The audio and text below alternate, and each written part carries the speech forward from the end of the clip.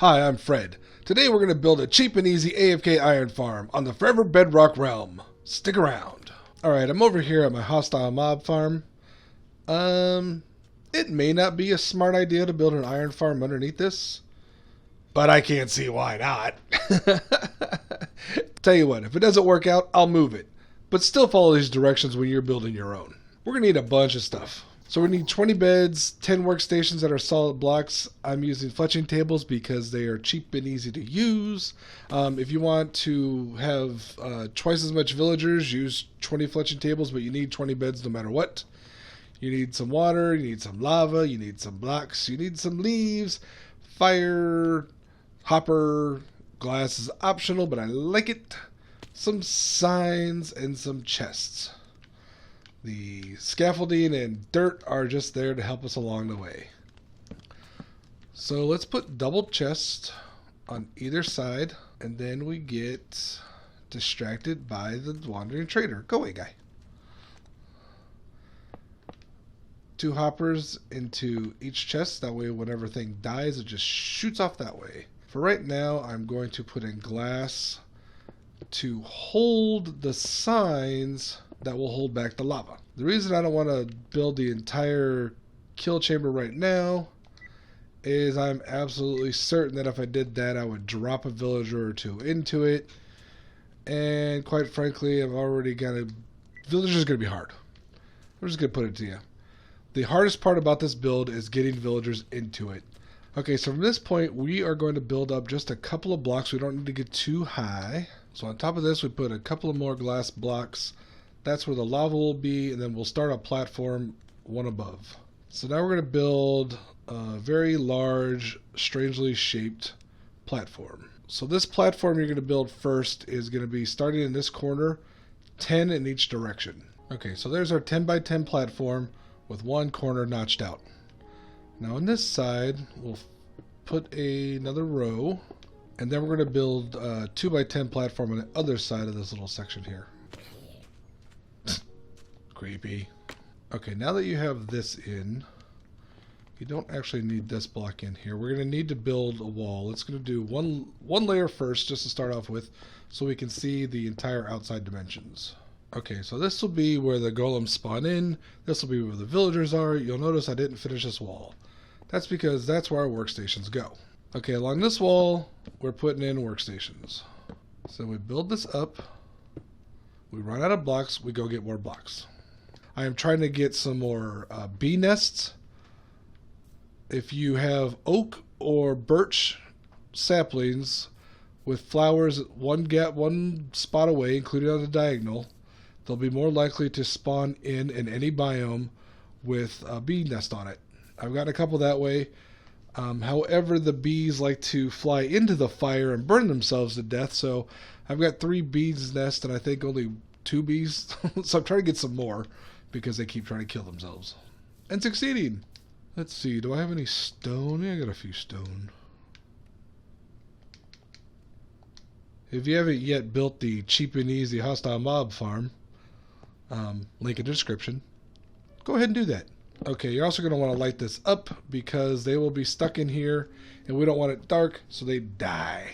What I'm going to do now is actually go get 2 villagers, bring them over here, drop them in there, and we'll start the breeding process. Now in order to breed them, we'll need our beds in place and we'll need some food. I've got a bunch of carrots, probably not enough. You saw I've got my 20 beds.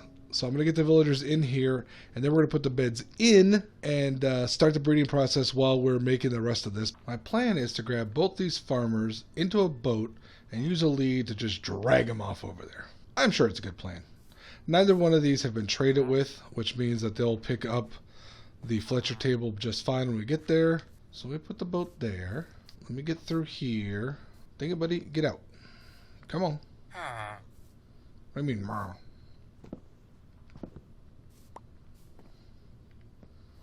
Oh, well, that worked. Now, of course, this trick only works in Bedrock.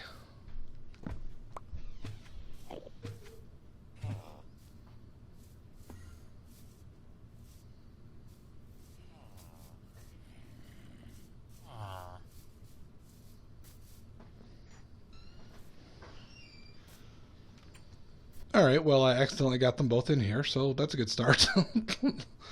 No, I have no idea how it worked, but it did. Hey! Iron farms need to be at least 128 blocks, 100 blocks. They need to be quite a distance away. It depends on your rendering distance, but just keep them far away from wherever you're building anything else. Anyway, but if you're close enough, or if you have enough iron already just from mining, rails is a lot easier than doing what I'm doing. Basically, the name of the game is keeping these fools alive long enough to make it to where you need them. You can just see our destination in the distance. We're like halfway there. Villagers can take damage in boats when they fall, so don't drop them too far. Okay, we have them in the relative safety of where we are now by our build. Block them up in this room. I have a limited supply of rail things. I will get set up to drop them in. I'll get them both up there. We'll continue the build part of this build. Okay, of all the things that could go wrong when I break this boat, I'm sure we'll see one of them.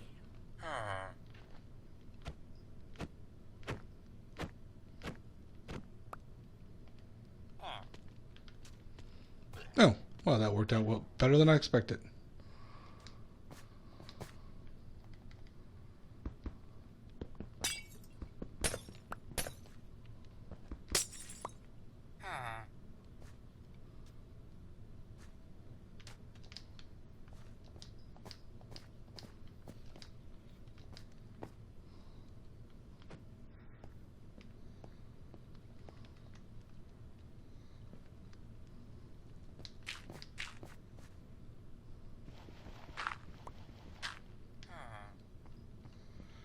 Let me go get your buddy. Okay. Alright. We got you in there. Giddy, giddy, giddy. Let me clean up this mess and we'll start the next step of the build.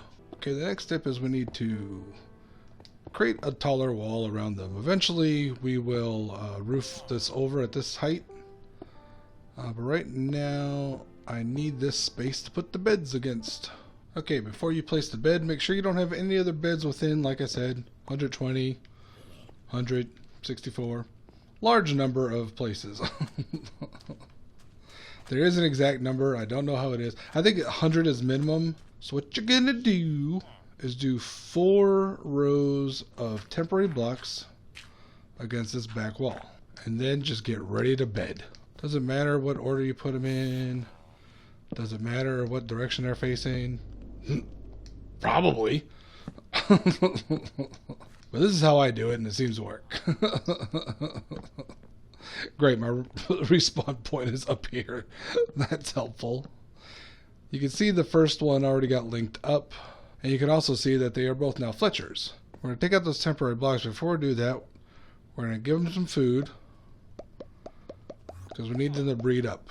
And this is going to take a while. You can, of course, move 10 villagers over. That's fine. I just find it easier to move 2 and let nature take its course. There we go. Keep them fed. If you need to give them more food, stick with the same food. Makes it easier. In the meantime, let's take down these temporary blocks and finish the rest of the build. Okay, look, there's a new rugrat in there. So build this wall up 3 high from the platform. I'm going to leave this one for right now so I can get in and out because I have to put water in. You see that? A cat's already spawned. That is good. A good sign. Okay, now on top of this wall, we need to put some sort of leaf. This will stop anything from spawning up here, up to and including iron golems. We're gonna do it in there. Okay, if you've never put water into one of these traps before, let's give you some details of why this is the size it is and what we're gonna do. Water flows 8 blocks. So 1, 2, 3, 4, 5, 6, 7, 8. So I put one there. It'll flow to that edge. But we need everything to flow to that corner. So we put this temporary block in here. We put the water there. And then we take it out. So what you have in the corner, what you want to do is skip this next block and put water there. And then we're going to come around this side, skip this block, and put one there. And then we're going to line them all the way up from there all the way down. And that will push everything, cats and iron golems, to the center. Yes, sorry, you will be killing kitties on this, but that turns into a string farm too.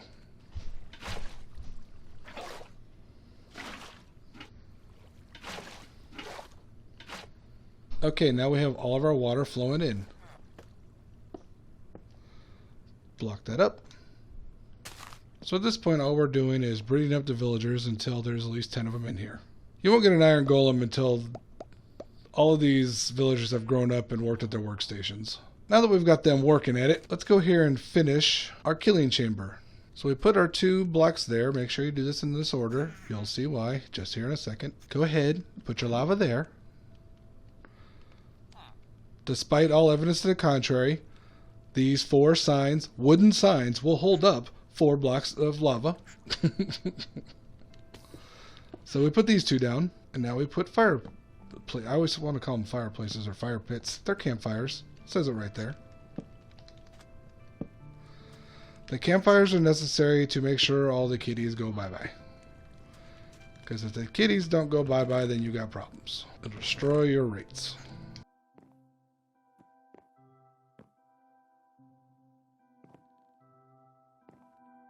Okay, once you've got 10 villagers in here, and let's count them to make sure. 1, 2, 3, 4, 5, 6, 7, 8. Oh, God, I lost track. The little ones are hard to count. There's number 10. Okay. You need to block them up. And you notice we're only leaving a 2 high gap. That way iron golems don't spawn in with them. And then we cover the rest of this with leaves. That should prevent anything from spawning up here.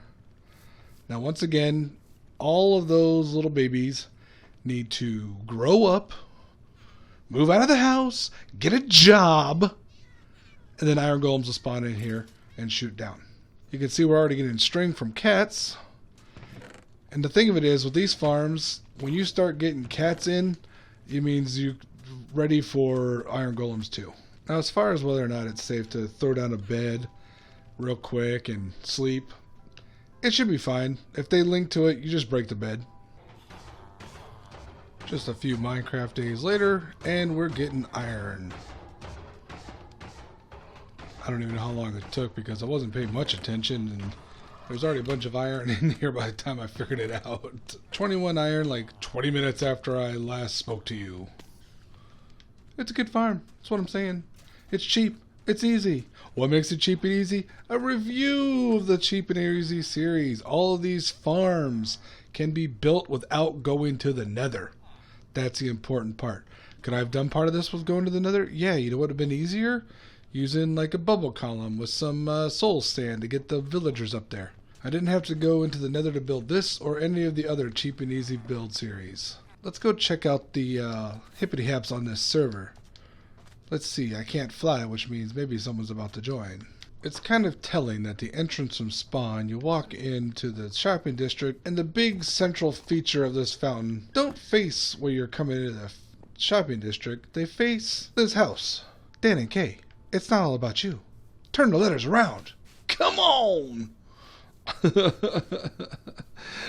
You know what? I didn't notice until like 2 seconds ago. Don't even care. I loaded up 1-for-1 with some arrows because I'm getting tons of those. I don't know where everyone falls on the infinity versus mending bow situation. I prefer mending as a day-to-day and infinity when I go to the Nether or to the end. So we've got 2 entrances down here. And I can't help but notice something weird here. Like, do you get it? Do you see what's happening here? Let's go look at these other 4 statues next to the jumping llamas. You know, they're all in different positions, but fairly much the same. But these 4, I just can't put my finger on it. It's almost like I want to stay at the YMCA. Yeah, I totally did that. I did it like weeks ago. No one's noticed. Yeah, they're not exactly the right letters, but the letter shapes, but that's as close as I get to at the time. All right, as I fly home to sit and do whatever I do when I'm at my base, which I don't really know what it is. Hope you enjoyed this episode. Hope you try that cheap and easy iron farm. What do I do in here? Guess I'm going to be chopping down trees, what I'm going to be doing. In the meantime, as always, thank you for watching, and I will talk to you all later.